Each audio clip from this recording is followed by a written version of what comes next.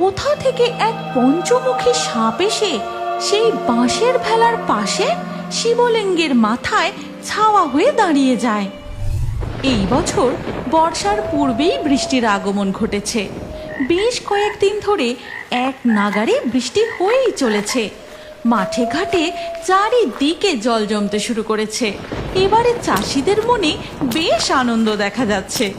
বৃষ্টি ভেজা এক সন্ধ্যায় চায়ের দোকানে বসে, দেখেছিস রতন, এই বছর গ্রীষ্মটা শেষ হতে না হতেই কেমন প্রতিদিন বৃষ্টি হচ্ছে। এই বছর ধানের ফলন ভালোই হবে, বুঝলি? এই সবই ভোলা মহেশ্বরের কৃপা।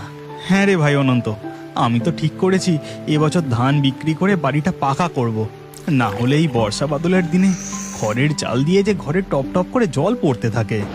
এভাবে চায়ের দোকানে বসে বৃষ্টির আমেজের মধ্যে চাষবাস আর শ্রাবণ মাসে শিব মন্দিরের পুজো নিয়ে নানান রকম আলোচনা হতে থাকে। আর চল তবে, অনেকটা রাত হয়ে গেল, এবার বাড়ি ফিরে যাই। এরপর যে যার বাড়ি ফিরে যায়।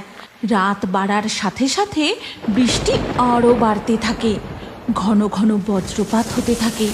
কেউ বুঝতেই পারে না এই বৃষ্টি তাদের জীবনে আশীর্বাদের পরিবর্তে প্রবল অভিশাপ ডেকে আনতে চলেছে।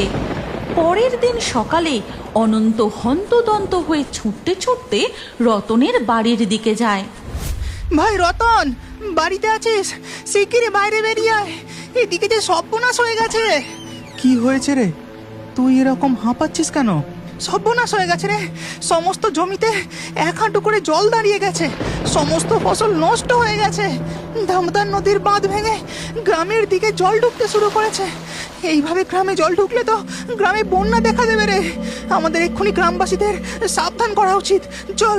সে কি রে? হ্যাঁ হ্যাঁ, তুই ঠিক বলেছিস, চল চল, শিগগিরই চল। এরপর তারা ঘুরে ঘুরে গ্রামের সকলকে সাবধান করতে থাকে এবং গ্রামের সকলে মিলে এক জায়গায় জমায়েত হয়। আমাদের সকলকে জমিদার মশাইয়ের কাছে গিয়ে আমাদের সমস্যার কথা বলতে হবে। এই বিপদের দিনে একমাত্র তিনি আমাদের সাহায্য করতে পারেন। এরপর গ্রামের সকলে মিলে জমিদার মশাইয়ের বাড়ি যায়। জমিদার মশাই, আমাদের বাঁচান।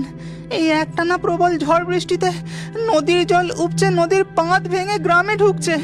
কিছুক্ষণের মধ্যেই গ্রামে বন্যা দেখা দেবে। এই গ্রামে একমাত্র আপনারই পাকা বাড়ি। আপনি আমাদের কিছুদিনের জন্য আপনার বাড়িতে আশ্রয় দিন জমিদার মশাই। আমার বাড়িতে আশ্রয়? না না, ওসব হবে না। আর কিছুদিনের মধ্যেই আমার বাড়িতে বড় করে ভোলে মহেশ্বরের পুজো করব। এর মধ্যে আমি আমার বাড়িতে তোদেরকে রাখতে পারবো না। কিন্তু এই বন্যায় আমরা কোথায় যাব জমিদার মশাই? সে আমি কি করে জানবো? নিজেদের ব্যবস্থা নিজেরাই করে নাও। এই বিপদের দিনে আপনি কি বলছেন জমিদার মশাই? হ্যাঁ হ্যাঁ, যা বলেছি ঠিক বলেছি। যাও যাও, বেরো এখান থেকে। এদিকে স্বর্গে বসে মাতা পার্বতী মহাদেবকে বলেন, দেখছেন মহাদেব, আপনার ভক্তদের এই বিপদের দিনে আপনার আর এক ভক্ত তাদের সাথে কেমন নিষ্ঠুর ব্যবহার করছে। হ্যাঁ পার্বতী, আমি সবই দেখতে পাচ্ছি। মহাদেব, এই প্রবল ঝড় বৃষ্টি, আকাশে এমন ঘন কালো মেঘ, এর কারণ আপনি কি কিছু বুঝতে পারছেন? হ্যাঁ পার্বতী, ওই দিকে দেখো। এদিকে মর্তে তখন দেখা যায় এক গভীর জঙ্গলে কালনাগ আর নাগিন তাদের মুখ থেকে কালো ধোঁয়া ছাড়তে থাকে, যার ফলে আকাশ ঘন কালো মেঘে ঢেকে যায় আর বৃষ্টি থামার কোনো নামই নেয় না। নাগিন, এবার আমরা আমাদের প্রতিশোধ ঠিকই নেব।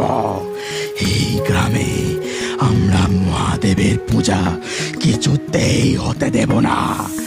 গোটা গ্রামকে বন্যার জলে ডুবিয়ে দেব, ঠিক যেমন ভাবে আমরা স্বর্গে বন্যা সৃষ্টি করেছিলাম। ঠিক বলেছ কালনাগ, অনেক কষ্টে আমরা পাতাল থেকে বেরিয়ে এসেছি। এবার আমরা ওই মহাদেবের ভক্তদের শাস্তি দিয়ে এর বদলা নেব। এই কথা বলে তারা আবারও মুখ দিয়ে কালো ধোঁয়া বের করতে থাকে। এই প্রবল বৃষ্টিতে গোটা গ্রাম বন্যার জলে ডুবে যায়। গ্রামের সমস্ত ফসল নষ্ট হয়ে প্রায় প্রত্যেকের বাড়িতে খাবার শেষ হয়ে আসে।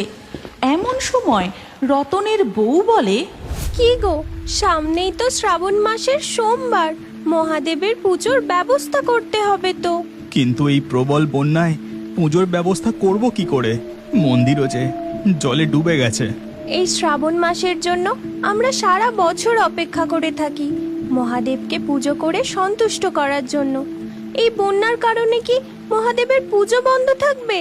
না না, তা কখনো হতে পারে না। শোনো, আমার মাথায় একটা বুদ্ধি এসেছে। এই গল্পের পরবর্তী পর্ব যদি তোমরা দেখতে চাও তাহলে কমেন্টে নেক্সট পার্ট অবশ্যই লেখো। আর